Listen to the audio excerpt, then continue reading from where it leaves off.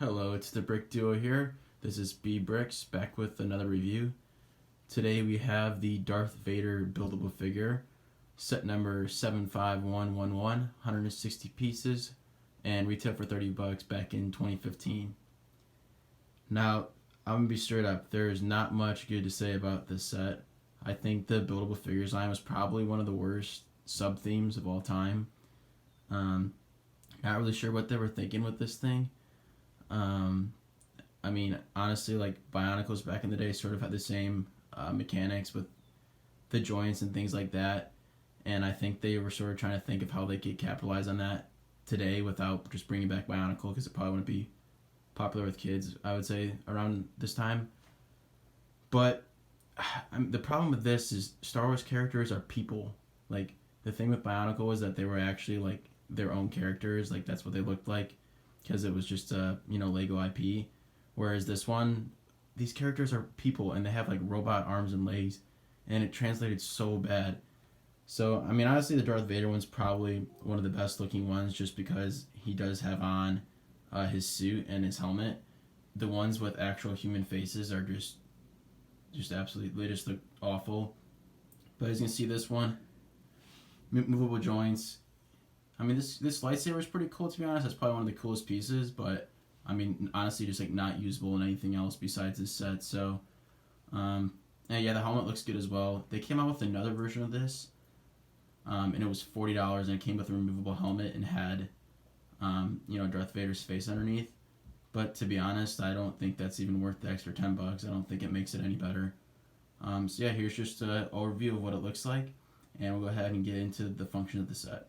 Yeah, so one of the main functions of this set is basically there's ball joints on the legs and the feet and the torso and the head. Basically just ball joints basically everywhere using kind of new pieces, Technic pieces.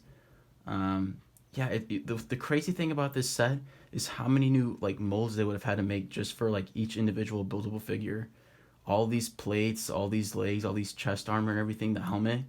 I cannot imagine how much that cost them to invent this set and then produce it as well, just because the molds are so expensive. And I think it's pretty fair to say that these did not sell well, considering they haven't really made too many more of them.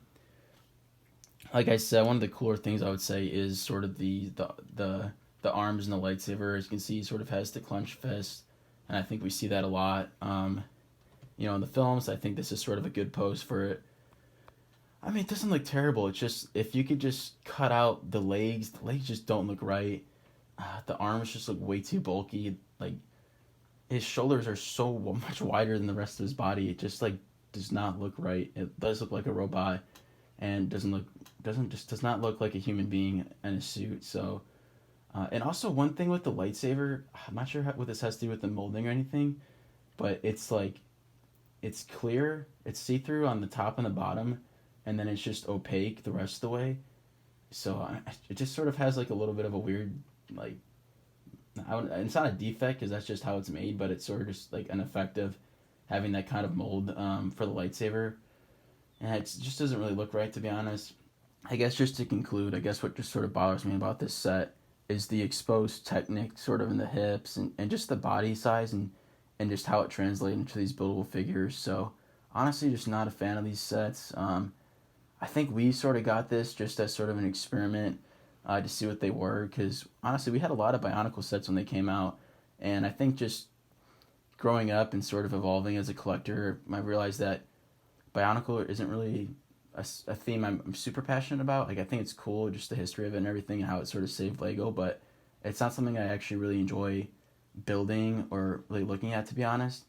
And especially when it translates into Star Wars, I just don't think it really does that well. So I think it was just sort of a shot by Lego to sort of hit that market again, and I think they missed. And I don't think we're gonna be seeing really many of these in the future again, unless it was like an own Lego IP again, or they brought back Bionicle, which is sort of another point I think as well. Will they bring back Bionicle? Will they not? I think a lot of people would like to see sort of one sort of culmination set of Bionicle to sort of conclude it.